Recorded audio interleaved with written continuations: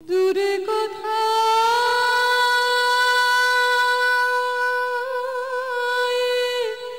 দূরে দূরে।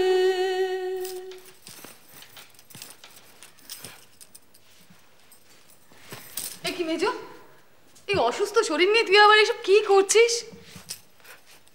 অসুখ অসুখ করে আর কতদিন শুয়ে বসে কাটাবো দিদি? না রে, বাচ্চা বিহলে শুনেছি মায়ের শরীরের সব রক্ত নাকি জল হয়ে যায়, একটু দুধ খেতে হয়, বিশ্রাম নিতে হয়। ওসব যারা জ্যান্ত বাচ্চা জন্ম দেয় তাদের জন্যে, আমার জন্যে না। আবারও সব কথা বলছিস? সর তো, সর। দে বালিশগুলো আমি ঠিক করে দিচ্ছি। দে, বস তুই, বস।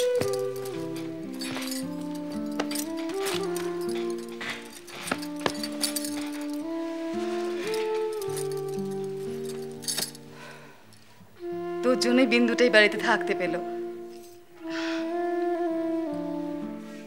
তখন রাগের মাথায় কি বলতে কি বলে ফেলেছি, কিছু মনে করিস নি মেজো? এ মা, ছি ছি দিদি, মনে করব কেন? আচ্ছা, বর ঠাকুর কি বললেন? বললেন হাজার হোক তোমার নিজের বোন, তার প্রতি তো আর বাইরের পাঁচজনের মধ্যে হেলা ফেলা করতে পারি না। আবার তাড়িয়ে দিলে বাইরে গিয়ে যদি কোনো অঘটন হয়, তার দুঃখ তো আমাদেরও বইতে হবে। তবে উনি যাই বলুন, ঠাকুরপো বলেছে বলেই উনি রাজি হয়েছেন, এ আমি বেশ বুঝতে পারছি। বিন্দু এখন কোথায়? দেখ না, সারাক্ষণ আমার পায়ে পায়ে ঘুরছে, বাইরেই আছে হয়তো। দাঁড়া, দেখছি। বিন্দু, বিন্দু কই রে? আয় আয়, এদিকে আয়, আয় আয় আয়। কি রে, আয় আয় আয় ভিতরে।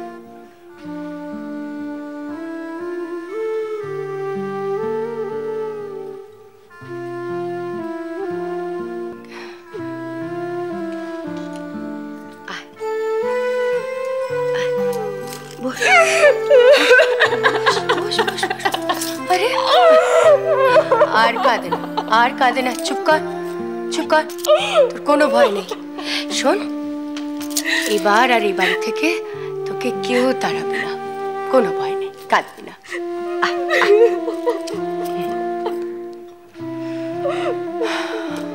কাঁদে না। সেদিন কত জোর দিয়ে বলেছিলাম কেউ তাড়াবে না তোকে, বিধাতা পুরুষ নিশ্চয়ই আমার অহমিকা থেকে হেসেছে।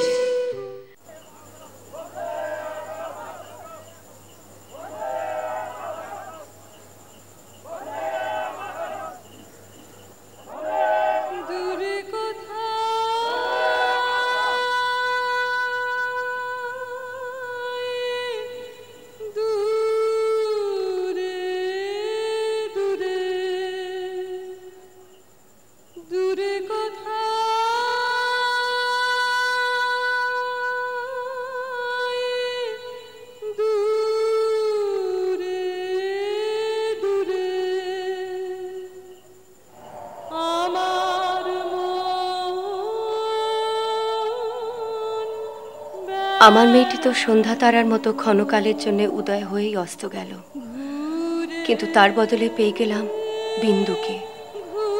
গোয়াল ঘর আর বিন্দু, এই নিয়েই গড়িয়ে চলল আমার নিজস্ব সংসার।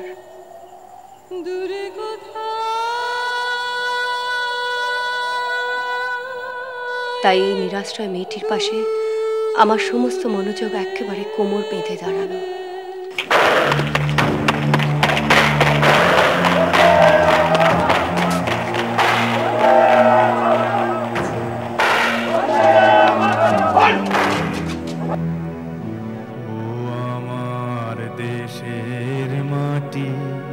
তোমার পরে ঠেকাই মাথা, ও আমার দেশের মাটি, তোমার পরে ঠেকাই মাথা।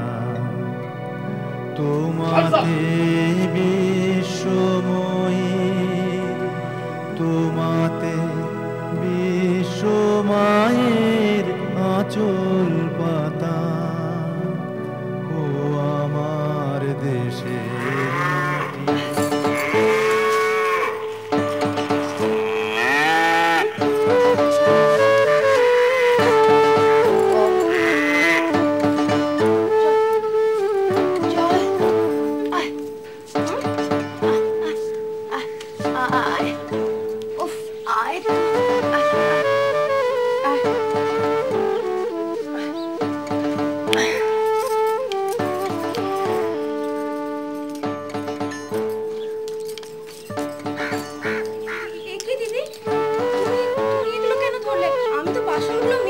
তোমাকে বাসন মাজতে কে বললো?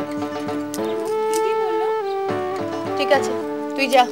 আমি এক্ষুনি আসছি। আমি এই বাসনগুলো রেখে। না, তোকে আসতে হবে না, আমি জাবনা দিয়ে দিয়েছি। তুমি আমার উপর রাগ করেছো দিদি? দুর্বোকা, পাগলি মেয়ে কোথাকার। কেন রাগ করবো তোর ওপর?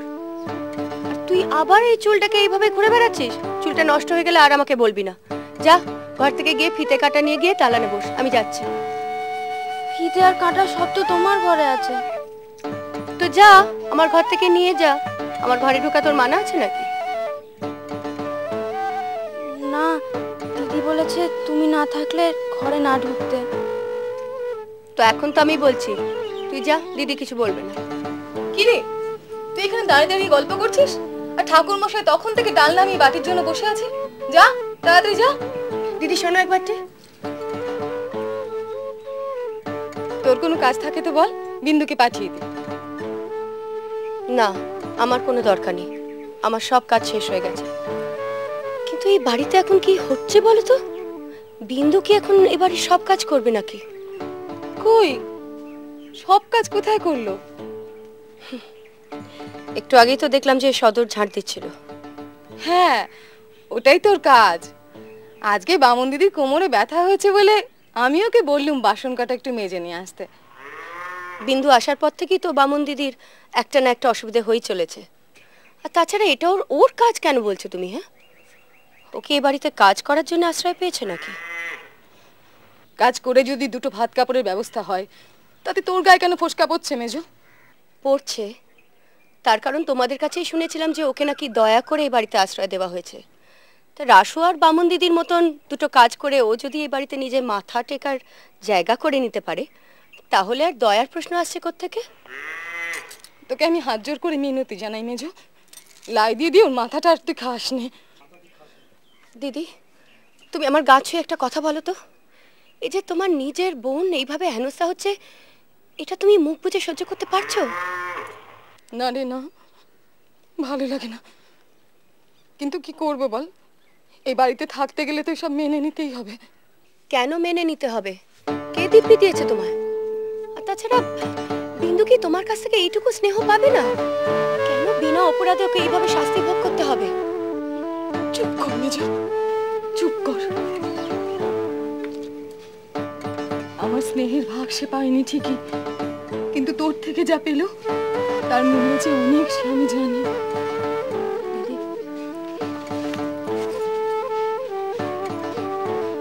মেজদি, তুই এসে গেছিস? যা গিয়ে দালানে মাদুর গুছিয়ে বস, আমি যাচ্ছি।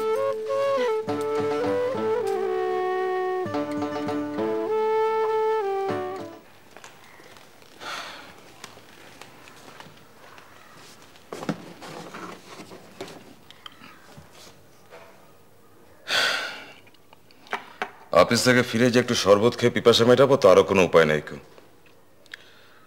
মেয়েটাকে দেখছি এর মুখে বলে কিছু বোঝানো যাবে না, চাপকে বোঝাতে হবে। বিন্দু, বিন্দু। বিন্দুকে কি দরকার? এ কি, বিন্দু থাকতে আবার তুমি কষ্ট করতে গেলে কেন? বিন্দু একটু ব্যস্ত আছে, এখন এই বাড়ির সব কাজ তো ওকেই করতে হয়। বাবা, সে কি আবার এই নিয়ে কোনো অভিযোগ জানিয়েছে নাকি তোমার কাছে? অভিযোগ জানানোর মতো বুকের পাটা আছে নাকি তার? সে যদি মাটিতে পড়ে গিয়ে নিজের মাথাটাও ফাটিয়ে ফেলে, তাহলে ওর মাথা থেকে মেজের কতটা ক্ষতি হলো সেটা নিয়েই হয়তো বিচার করবে তোমরা। তাই তো। আসলে কি জানো, ওই দরদ দেখাতে গেলে তো কোনো পয়সা লাগে না, বা ওই মাথার ঘাম পায়ে ফেলে অর্থ উপার্জন করতে হয় না। এই দুয়ের কোনো একটা যদি তোমাদের করতে হতো না, তাহলে বুঝতে। এ কি, আলমারি পাল্লাটা খোলা কেন? খোলা? ও, তাহলে বোধহয় তখন ওই বাউটি দুটো রাখতে এসে আর বন্ধ করা হয়। এই হচ্ছে মেয়ে মানুষের দোষ, কোনো কিছুর গুরুত্ব বোঝে না। আরে বাবা, টাকা পয়সা না থাকুক, দলিল দস্তাবেজগুলো তার কম দামি নয় নাকি? চাবিটা লাগিয়ে দাও। কোথায় যে গেল? কি হলো? না, ওই আর একটা বাউটি পাচ্ছি না। বাবুটি পাচ্ছ না? কই দেখি, চলো আমি দেখি।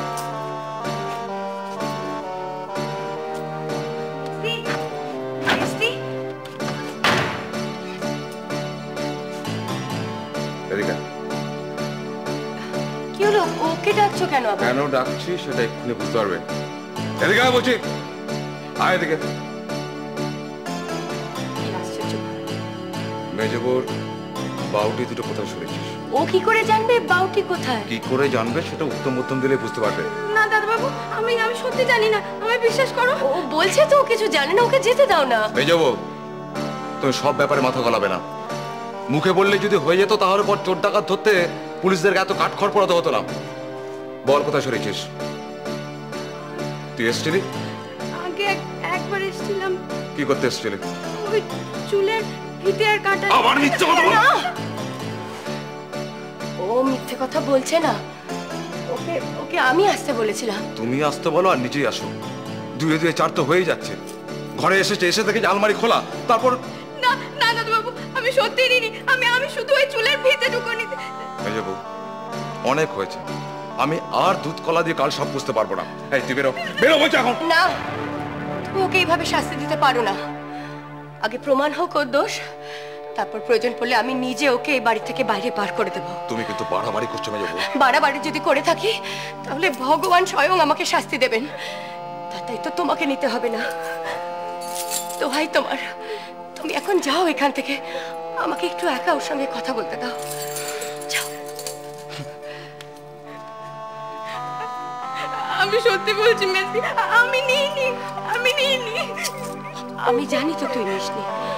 দেখ, ওই অন্যটা হয়তো ওই কাপড়ের মধ্যে বা কাগজের মধ্যেই আছে। দাঁড়া, খুঁজে দেখ।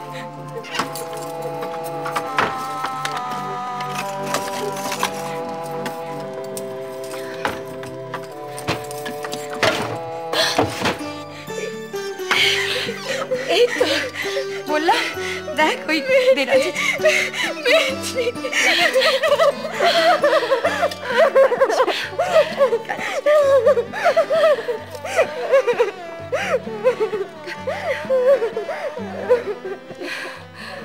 তা হঠাৎ সে খুলতে গেল কেন বাউটিটা? জাবনা দেওয়ার সময় রোজই নাকি বাউটি দুটো খুলে রাখে। বলে ওই জল লেগে লেগে নাকি বাউটির রং কেমন মেরে মেরে হয়ে গেছে। না, এমনটা তো হওয়ার কথা নয়।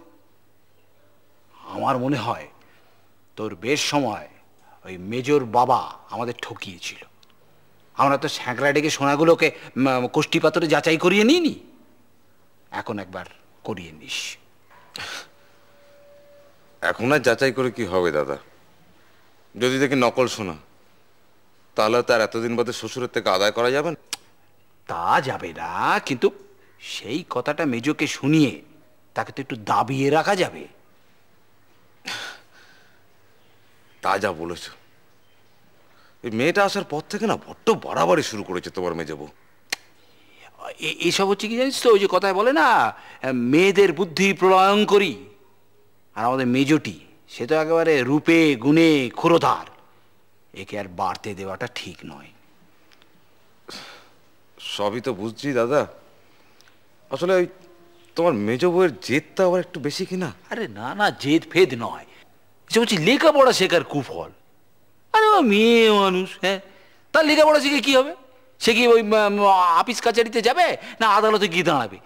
তার লেখাপড়া শেখার কি দরকার, এ তো আমার মাথায় ঢোকে না। তো বাবাকে বলেছিলাম সে কথা, তোর বেশ সময় সে কথার বাবাকে বললুম। বাবা তো তখন একেবারে মেজর রূপের ছটায় মুগ্ধ, কথা শুনলো না। এখন তার ফল ভোগ করতে হচ্ছে আমাদের। সে কি আর আমি বুঝি না দাদা? সেদিন তো একটা খাতা দেখে আমি একদম চমকে উঠলাম।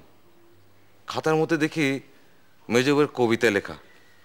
কবিতা? হ্যাঁ, সময় অসময় সে নাকি কবিতা লেখে। সে কি, মেয়ে ছেলে গপ্প কবিতা লিখছে? না না না, এই তো খুব অলক্ষণীয় ব্যাপার রে। এতদিন বেশ দাবিয়ে রেখেছিলাম তোমার মেজ বউকে। ওই বিন্দু মেয়েটা আসার পর থেকে না সব কেমন যেন ওলট পালট হয়ে গেল। তাহলে কাজ করি, বুঝলি, ওই রাসুকে দিয়ে মেয়েটাকে আবার সুখচরে পাঠিয়ে দিই। ওই মেলা টেলা দেখাবার একটা ছুতো করে কোনো রকমের যদি বাড়ির বাইরে একবার বার করে দিতে পারি। না না দাদা, তাতে হিতে বিপরীত হবে। এ তোমার মেজবউ সব বুঝে যাবে। তার চাইতে অন্য একটা রাস্তা খুঁজে বার করতে হবে। অন্য উপায় পেয়েছি, মোক্ষম এক রাস্তা পেয়েছি। কি বলছি, এমন এক রাস্তা যাতে সাপও মরবে আবার লাঠিও ভাঙবে। কিন্তু